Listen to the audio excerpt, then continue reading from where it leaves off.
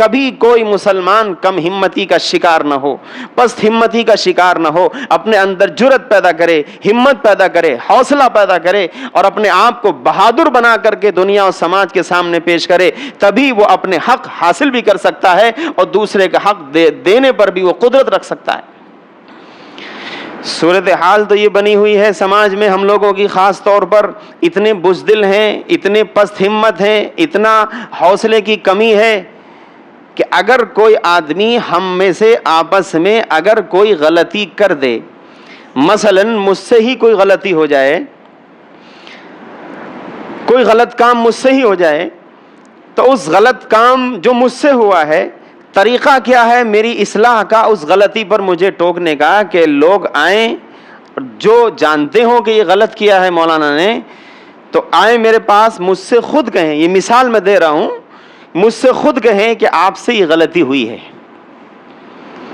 یہ بات آپ کی ٹھیک نہیں ہے، ہونا تو یہ چاہیے، لیکن اس قدر بزدلی ہے سماج میں کہ جو غلطی کرنے والا ہے اس سے نہ کہہ کر اس کی پیٹھ پیچھے یہاں کھڑے ہو کر کے، وہاں کھڑے ہو کر کے، چوراہے پر کھڑے ہو کر کے تبصرے اس کے اوپر کریں گے، وہ ایسے ہی ہیں، وہ تو ایسا کرتے ہیں، وہ تو ایسے بولتے ہیں، انہوں نے تو اپنا گھر یوں بنا لیا، ان کی تو نالی بھی صاف نہیں ہے، ان کے گھر کے سامنے تو تمام کوڑا کباڑ پڑا رہتا ہے، انہوں نے تو روڈ پہ قبضہ کر لیا، انہوں نے تو اپنا چھجا پورا راستے پہ نکال دیا۔ ادھر ادھر کھڑے ہو کر کے غیبتیں کرنا، چغل خوریاں کرنا، کیا ہم یہ سمجھتے ہیں کہ ان حرکتوں سے سماج کی اصلاح ہوگی؟ ہم یہ سمجھتے ہیں کہ ان حرکتوں سے، اس قسم کی باتوں سے جس نے غلط کیا ہے، جو مجرم ہے، وہ مجرم اپنے جرم سے باز آئے گا؟ ہرگز نہیں آئے گا۔ یہ تو وہ طریقہ ہے جو ہمیں خود گناہوں میں مبتلا کر رہا ہے۔ ہونا یہ چاہیے کہ جن لوگوں نے غلطی کرتے ہوئے کسی کو دیکھا یا کسی کے بارے میں سنا اور حقیقت میں اس نے غلطی کی ہے، جرم کیا ہے، ہونا یہ چاہیے کہ لوگ خود اس کے پاس جائیں، موقع دیکھ کر کے اس سے بات کریں کہ نہیں، آپ کا یہ عمل غلط ہے، آپ کا یہ کہنا غلط ہے، آپ نے جو یہ کام کیا ہے یہ ٹھیک نہیں کیا ہے، آپ اس کی اصلاح کریے، آپ اس کو صحیح کریے، یہ ہونا چاہیے۔ اور یہ نہ ہو کر کے ادھر ادھر اس کے سامنے اس کے سامنے اس طرح سے باتیں کرنا، یہ تو ظاہر ہے منافقین کی پہچان ہے،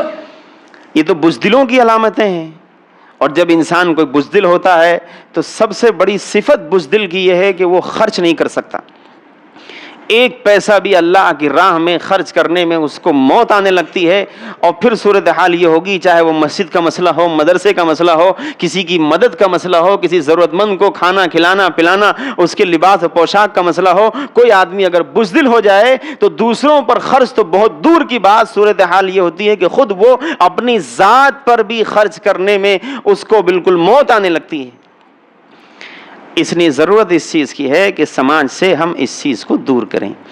اپنے اندر سے بھی اس پست ہمتی بزدلی کو ہم ختم کریں، اور دوسروں کے اندر سے بھی کوشش کریں کہ سماج کے کوئی فرد بزدل نہ ہو، بے ہمت نہ ہو، پست ہمت نہ ہو، بلند ہمت بنے، حوصلہ مند بنے، نئے نئے جذبات انسان کے اندر پیدا ہوں، بہادر بنے، تبھی محمد الرسول اللہ صلی اللہ علیہ وسلم کی شریعت اور ان کے دین کو بچا سکتا ہے، ورنہ بزدل کبھی نہیں بچا سکتا، وہ خود اپنے آپ کو نہیں بچا سکتا۔ رسول اللہ صلی اللہ علیہ وسلم کے واقعات، صحابہ کرام کی بہادری اور ہمت کے واقعات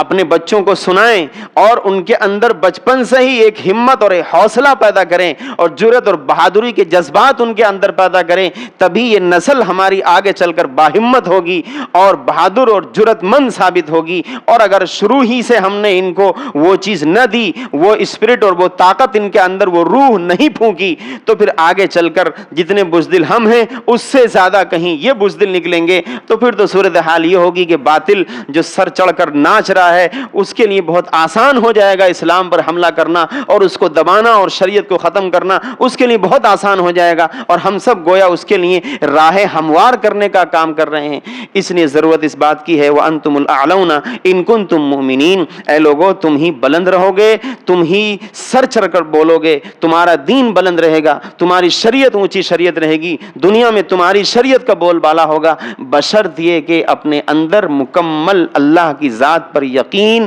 اور اعتماد کے ساتھ ساتھ ایمانی قوت اپنے اندر پیدا کرو۔ اگر یہ پیدا ہو گئی تو مسائل حل ہو جائیں گے، اور خدا نخواستہ اس میں کمی رہ گئی تو پھر رونا روتے رہیے، حالات کبھی بدلنے والے نہیں ہیں. اللہ تبارک و